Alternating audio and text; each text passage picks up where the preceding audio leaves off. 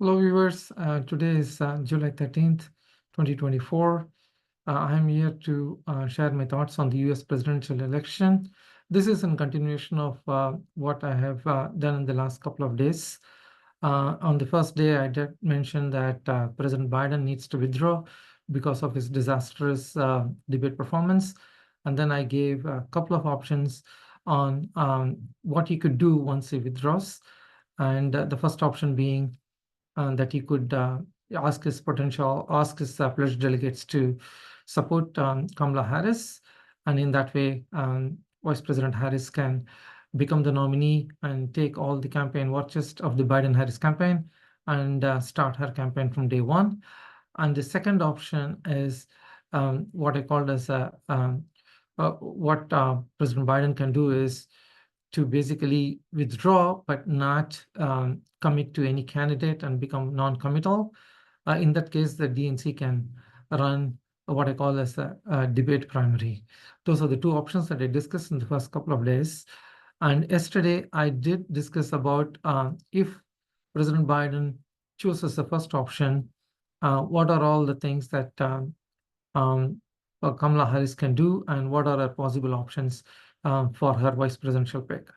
So today I'm going to discuss in detail about the option two, which is to say that President Biden will withdraw and become non-committal, and that way the DNC can take over.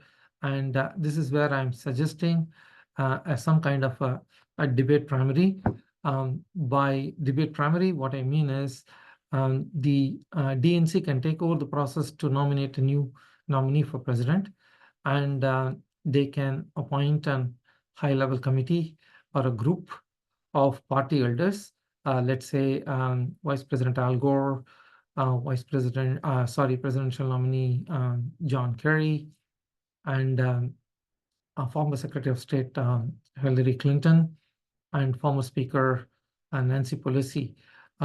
These four can basically look at the list of potential candidates who would like to run for presidency this time, and they can narrow down that list to probably 4 to 6 candidates. The reason I chose the 4 members are because of the fact that all 4 of them do not have any skin in the game. They're not going to contest for any elections in the near future, and so they will be at least perceived as being fair to everyone. And the other reason, and then I chose 2 women for a specific reason, just to make sure that it is gender neutral, so that there is no perceived bias in terms of gender. So these 4 people can then choose 4 or 6 candidates, and these 4 or 6 candidates can then go on to debates. And I envision, or my suggestion is, they have at least 5 debates, and they could start the debate as early as August 1st, and they can have a debate every alternate day. So they can finish all their debates by August 9th, the 5 debates.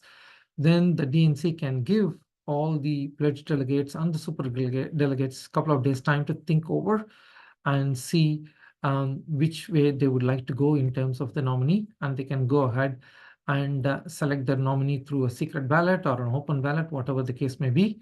So by the August 11th, the Democratic nominee will be set, and he or she will have time to then start raising money for their campaign, and also he or she needs to start waiting for their vice presidential pick.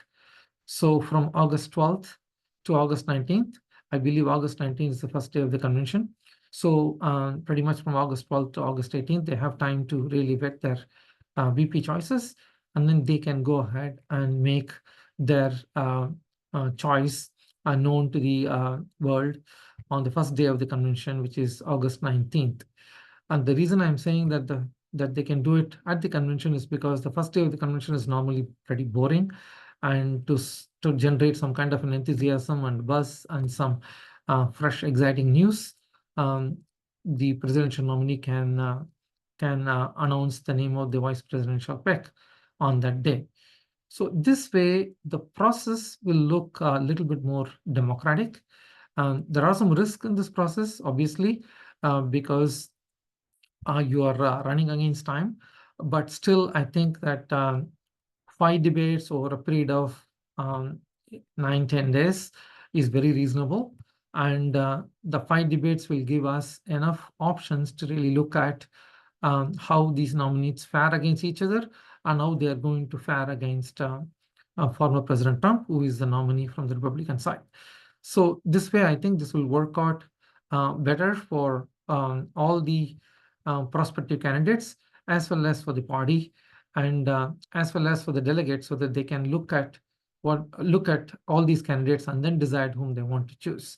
So this is my idea.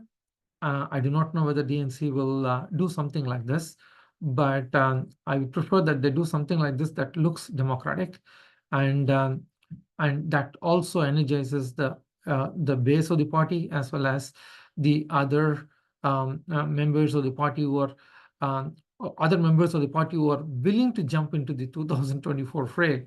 At least you would have given them a chance to compete. One thing I want to mention is, in this list, Vice President Kamala Harris is going to be an automatic choice because she is an incumbent vice president. So she will be there in the list of 4 or 6. I don't think they can exclude her from that list. So this is what I mean by a debate primary and how you can choose the Democratic Party nominee in a more democratic way than just basically throwing all the delegates out at Vice President Harris without any such process. So that's what I wanted to share with you. But some of you had asked, what makes you think that President Biden is going to withdraw? From my perspective, all politicians will take a lot of time to digest the bad news. They wouldn't want to make a decision right away, and they will take their own time. It will be very difficult for them to quit, but they eventually see reason, and they eventually make the right call. I am quite confident that President Biden will take the right call. You might not do it next week because there is a Republican National Convention next week. My thought process is that he's most likely to make a decision to say that he's not running somewhere around the July 23rd, 24th timeframe. That is why I said that the debates can start from August 1st, because you need to have a 1-week time lag to really choose the list of people that should show up on the debate stage.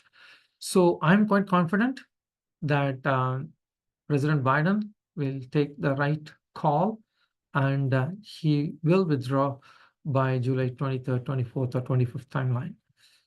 Thank you very much. And I will come back to you with some details on the battleground states by tomorrow. Take care.